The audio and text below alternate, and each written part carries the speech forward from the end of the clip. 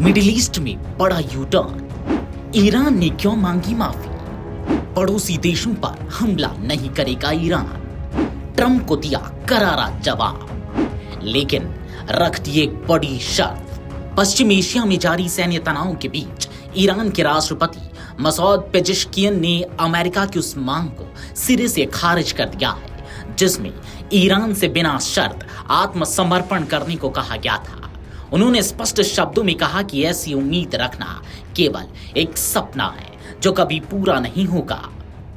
Iran के सरकारी television पर प्रसारित एक रिकॉर्डेड संदेश में राष्ट्रपति पेजेश्कियन ने कहा कि उनका देश किसी भी तरह के बाहरी दबाव के आगे झुकने वाला नहीं है।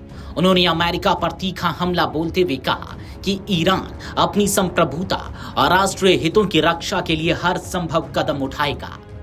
हालांकि अपने बयान में ईरानी राष्ट्रपति ने क्षेत्रीय देशों पर हुए हालिया हमलों को लेकर खेद भी जताया। उन्होंने कहा कि खाड़ी क्षेत्र के कुछ देशों पर हुए हमले गलतफहमी का परिणाम थे। पेजेश्कियन ने कहा कि तेहरान भविष्य में ऐसी घटनाओं को रोकने की कोशिश करेगा, बशर्ते उन देशों की जमीन से ईरान के खिलाफ कोई हमला न किया जाए। ईरानी मीडिया के मुताबिक ईरान के अंतरिम नेतृत्व परिषद ने भी इस फैसले को मंजूरी दे दी है।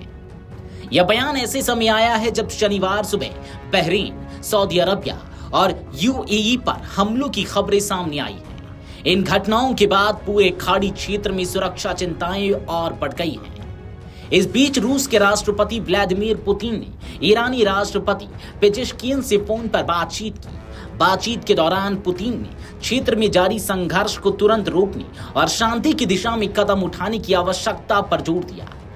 रूसी राष्ट्रपति ने कहा कि ईरान से जुड़े विवादों का समाधान सैन्य कार्रवाई से नहीं बल्कि राजनीतिक और कूटनीतिक रास्तों से होना चाहिए। उन्होंने सभी पक्षों से संयम बरतने और संवाद के जरिए समाधान तलाशने की अपील की है। दूसरी ओर अमेरिका की ओर से भी कड़ा रुख देखने को मिला है। अमेरिकी वित्त मंत्री स्कॉट बेसेंट ने फॉक्स न्यूज से बातचीत में दावा किया कि आज रात ईरान पर अब तक का सबसे बड़ा हमला किया जा सकता है। उन्होंने कहा कि संभावित हमले का लक्ष्य ईरान के मिसाइल लॉन्चर और मिसाइल बनाने वाली फैक्ट्रियों को भारी नुकसान पहुंचाना होगा। इस बयान के बाद क्षेत्र में तनाव और अधिक बढ़ गया है। ईरानी हमलों और क्षेत्रीय सुरक्षा स्थिति पर चर्चा के लिए अरब लीग के विदेश मंत्रियों की रविवार को आपात बैठक बुलाई गई है। यह बैठक वीडियो कॉन्फ्रेंस के जरिए आयोजित की जाएगी। मीडिया रिपोर्ट्स के मुताबिक इस बैठक की मांग Saudi Arabia, Kuwait, Qatar, Oman, Jordan और इजिप्ट ने मिलकर की है।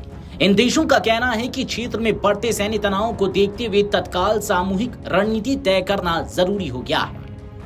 पश्चिम एशिया में हालात लगातार बदल रहे हैं। 28 फरवरी से शुरू हुए संघर्ष के बाद से ईरान, इजराइल समेत पश्चिम एशिया के कई देशों को निशाना बना चुके हैं। अमेरिका और उनके सहयोगी देशों के साथ बढ़ते टकराव के बीच ईरान की सैन्य गतिविधियों पर पूरी दुनिया की नजर टिकी हुई है।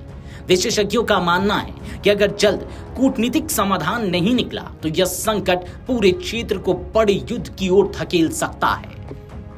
वीडियो डेस्क अमरउजाला.com। अगर आप ये वीडियो YouTube पर देख रहे हैं तो हमारे चैनल को सब्सक्राइब कर बेल आइकन दबाएं और Facebook पर देख रहे हैं तो हमारे पेज को लाइक करें।